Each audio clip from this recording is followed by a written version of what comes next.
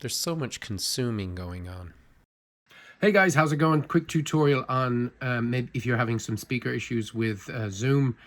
Basically, when you can't hear anything while you're doing the Zoom meeting. This is something that worked. This is Windows on ARM, so it's still running Windows 11. Should be the same for Windows 10. But this is how you're going to fix it through Zoom. At least give it a try because it might help you. I'm going there from my account, clicking the logo on the top, going straight down there into settings. Go to your audio settings. When you click in here, if I test my speaker, see it's testing it now, but nothing's coming out. And you can see the output level. That's how you know nothing's coming out. There's nothing happening there. See the way down here, my microphone's on. And as I speak, it goes up and down. The output level is not changing here. That's because there's nothing coming through it. So if I test my microphone, 1, 2, 3, 4, 5, 6, 7, it's playing, but nothing's coming back.